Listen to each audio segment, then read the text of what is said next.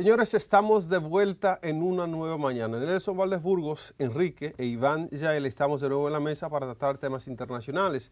Nelson y yo, que como dicen por ahí, fuimos dos andariegos, tenemos intereses foráneos. Él con Chile, con México y con esos países, y yo con Francia, Estados Unidos y demás, porque nos dedicamos a gastar un poco de tiempo en estudiar o trabajar en esos países. En el caso que nos compete ahora es sobre Francia. Francia está en el candelero por lo siguiente. Esto es un golpe fulminante. Es Michel Barnier, el primer ministro que duró menos que un suspiro en Francia. Aquí dice, duró menos que un suspiro, pero en mi pueblo tienen un dicho muy famoso y es que duró menos que un pie en una brasa. Y lo que pasó en Francia con este primer ministro, eso es una especie de cátedra de cómo deben funcionar las democracias. Y es Michel Barnier que se convirtió en el primer ministro más breve de la historia contemporánea de Francia, al ser sustituido solo tras 3 meses en su cargo.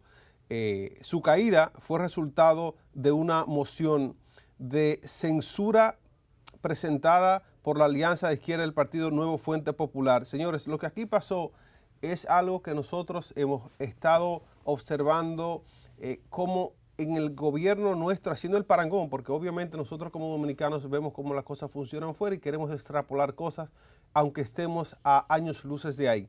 Pero sobre esta información, miren qué pasa.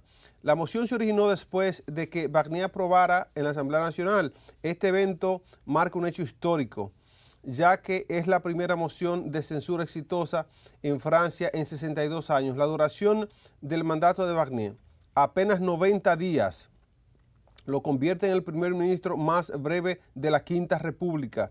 Este episodio no solo subraya la fragilidad política y actual del gobierno, sino que también refleja la polarización extrema en la Asamblea Nacional. Hemos hablado aquí en muchas ocasiones del término polarización. Estamos en una sociedad polarizada, que los factores o entes políticos no tienen una posición o la otra para consensuar, sino que o soy pro vida, o soy pro aborto, o soy pro agenda LGBTQ, o soy todo en contra de eso. Y así se ha polarizado eso en todo el mundo y así está funcionando la política realmente. Además de la moción de censura, que es significativa desde el punto de vista histórico, ya que no tiene ni había sido registrado un evento similar desde 1962. Como tenemos tiempo corto, lo dejo con esta última información, que la caída de Barnier pone de manifiesto una profunda crisis política en Francia. Nelson Valdés Burgos tiene opiniones sobre este tema y lo que ha pasado allí. Sí, gracias Iván. Mira, vamos a tratar el tema de Francia haciendo también parangones con lo que sucede en las distintas democracias en América Latina y que obviamente no está exenta lo que se refiere a nuestro país, la República Dominicana, y es cómo funciona la democracia parlamentaria en Francia. Todos sabemos que, por ejemplo, el presidente Macron ha sido reelegido ya 2 veces. Incluso él ya le ha dicho a la oposición, porque para que ustedes lo sepan, el Congreso ha pedido formalmente, antes de este evento que nos compartía Iván Yael, la dimisión del presidente Macron. ¿Por qué? Básicamente porque las políticas que ha hecho Macron es como el ala progresista, digámoslo así, de la política francesa, y también representa una especie de izquierda ambigua. Por lo tanto, muchos proyectos que él ha propuesto para la economía francesa han caído realmente en el fracaso. Él ganó con una mayoría absoluta en la primera elección, pero en la reelección llegó casi a la mitad de los parlamentarios en el escaño y se acerca mucho a la cantidad de parlamentarios que tiene Marine Le Pen, que es la representante de la extrema derecha. Para que ustedes tengan una idea, cuando Iván se refería a cómo debe funcionar un parlamento, esto de la dimisión del primer ministro de Francia ocurre con los votos de la izquierda y la ultraderecha, y la derecha, y la centroderecha y la centroizquierda. Es decir, todos se pusieron de acuerdo para de alguna manera hacer o realizar esta moción de censura al más alto funcionario del presidente Macron. ¿Por qué se hace? Iván ya lo comentaba. Se propuso un presupuesto. Un recorte de 60 millones de euros. Un recorte exactamente en el presupuesto, entonces obviamente ellos no están de acuerdo. Pero ojo, yo creo que lo que él hubiese hecho, Iván, ellos iban a estar en contra porque tú sabes que eso finalmente es un gesto político, es un pulseo que hace obviamente la oposición, pero en el caso de Francia lo que llama la atención es que incluso diputados del mismo oficialismo. Recuerda que, remira la votación, son más de 380 votos a favor de la moción de censura. Es casi el Congreso en pleno que lo aprobó. Entonces, vamos ahora a lo que tiene que ver con el tema de la democracia. Fíjense que cuando uno lo mira a lo que está sucediendo en América Latina, en Francia agarran a esta persona, no me cuadra lo que me estás diciendo, no estoy de acuerdo con ese presupuesto, no me importa incluso que yo haya sido elegido dentro del partido. Cuando nosotros tratamos de conversar con los políticos locales, casi siempre repiten la frase que tú no entiendes cómo funcionan las estructuras políticas. Y nosotros insistimos en esta plataforma de que a usted, congresista, al ser elegido por el pueblo, pues obviamente a quien usted le debe pleitesía y le debe respeto y le debe fidelidad y le debe un compromiso es al pueblo dominicano y no al presidente de turno. Entonces, en el caso de Francia, eso lo tienen clarísimo. Y en el caso de Inglaterra, pues recuerden que muchas veces primeros ministros también de ese país son derrocados por los propios diputados del mismo partido. Es decir, si las cosas no se consensúan, si las cosas no se conversan, si no se monitorean y todo lo que está ahí en el papel se cumplió, ¿qué sucede cuando no se cumple?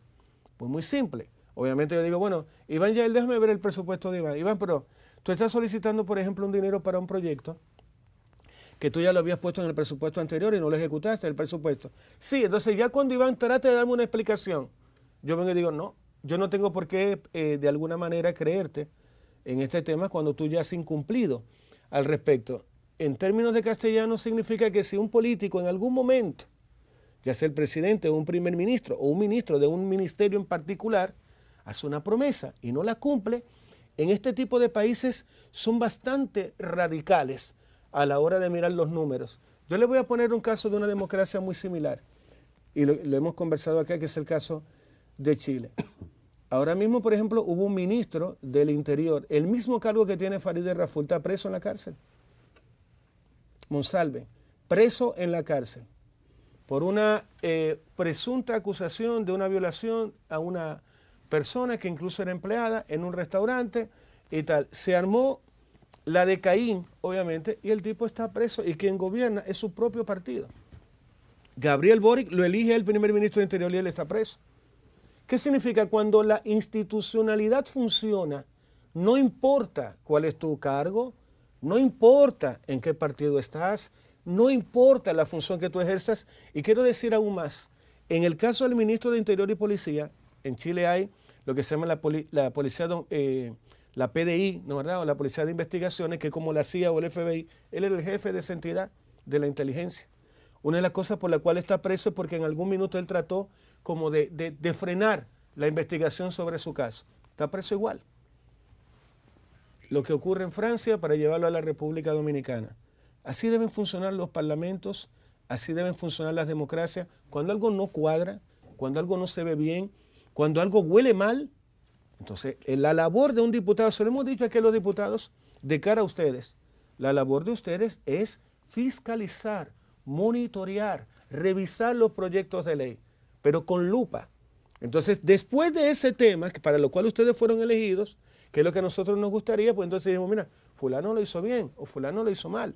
El problema que tenemos ahora mismo en América Latina, con salvadas excepciones, y ahí brevemente lo que acaba de pasar en Argentina, Milei ganó sin un congreso.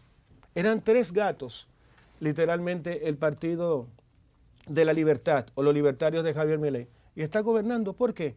Porque incluso los mismos radicales, los peronistas y la gente del PRO empezaron a darse cuenta y dicen, bueno, mire, el hombre está haciendo las cosas bien. Si nosotros empezamos a hacerle la vida imposible, ¿qué tú crees que va a suceder? Porque el pueblo está con él. Y hemos encontrado entonces que por primera vez, en el caso de Argentina, los parlamentarios están entendiendo que su lealtad es al pueblo, no al partido del cual ellos forman parte. No, es al pueblo. ¿Y el pueblo qué es lo que espera? Baja en la inflación, incremento en las oportunidades de empleo, finanzas sanas, poder mejorar la imagen país. Eso es como finalmente el objetivo de todos los que vivimos en el planeta en base a nuestras ciudades. Yo creo que lo que sucedió en Francia, Iván, para terminar mi comentario y escuchar el tuyo, es ojalá todos podamos tomar de alguna manera eso que acaba de suceder en Francia poder entenderlo, comprenderlo y llevarlo a nuestra realidad en República Dominicana y entender que si usted pertenece al PRM, que es hoy el gobierno de turno, y el presidente Luis Abinader, y luego vamos a hablar de eso más adelante, envía a diario préstamos por $1.000 millones, en algún momento lo que espera el pueblo de usted, legislador, es que le ponga un freno o por lo menos revise si corresponde o no ese anteproyecto de ley o ese préstamo.